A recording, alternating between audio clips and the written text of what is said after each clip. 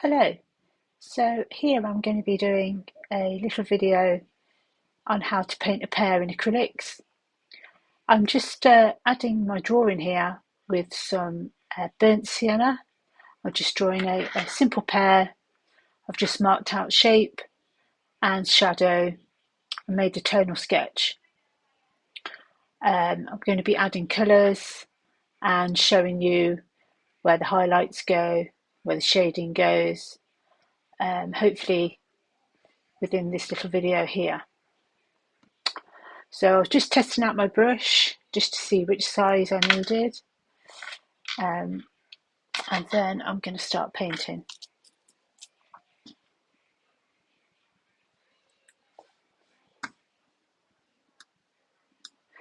So here we are, I'm starting with the darks. As with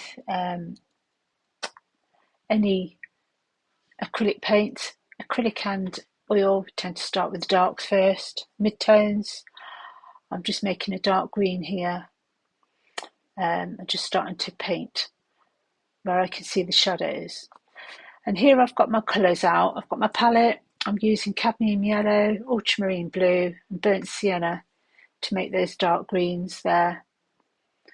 Adding my paint with a flat brush, so it gives me crisp edges, and just looking at how the shadow, well, the dark parts of the pear make the shape at the bottom there.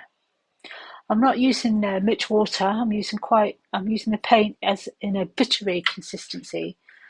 So if you think about spreading butter, that's the right consistency. And here I'm just using my green. I've just mixed some cadmium yellow and ultramarine to make a green, just to shade in the pear so that it's not white canvas.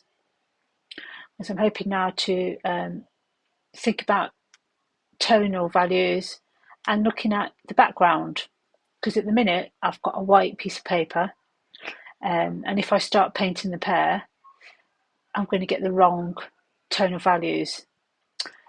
Things are going to be too light or too dark. So here I've painted my blue background, and I'm using ultramarine, phthalo blue and white, and just mixing it up really with those three colours and looking at how the light hits the background from my reference image. Here I've put in a bit of shadow at the bottom using more ultramarine blue there, and just adding white to it to also lift it up a bit at the bottom.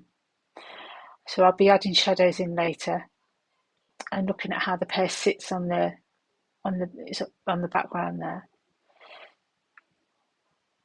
So I'm also going to be looking at how to paint the pear and mixing up the colours for the pear. So here we are, the colours. There's my cadmium yellow. I'm adding some ultramarine blue to make a mid-green, a sap green if you like. So just a mid-green, and that will be the main part of the pear.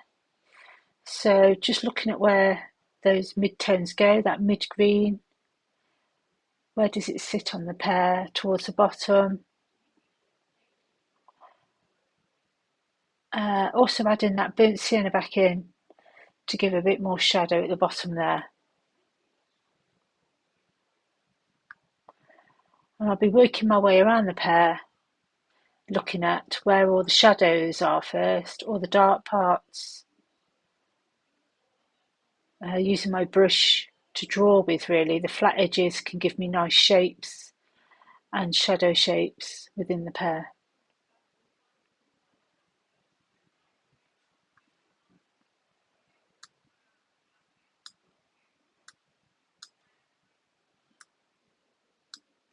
I've now mixed up some lighter colours using the same sap green but adding white.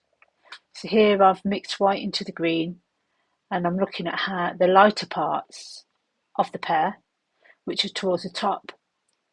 I'm also looking at covering this circle I've put there just to highlight the belly of the pear. That helped me to draw it.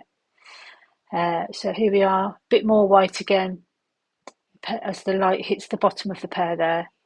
It's the same sap green that I mixed at the bottom there, and I've just added white to it. It makes it go lime, like a lime green. So it gives me a lighter part to the pear, a lighter tone. And again, always adjusting where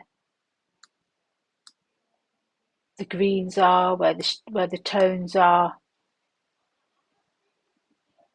and looking at what green is where. Is there dark green there? Is it a little bit lighter?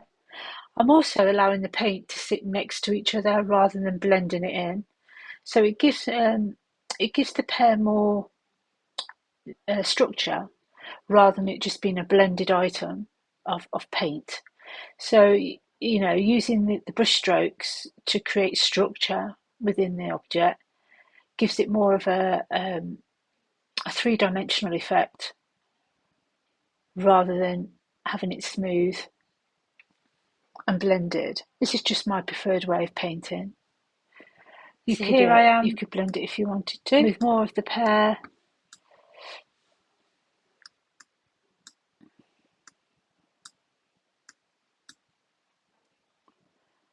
And again here, just adding a bit more of the darker tone there.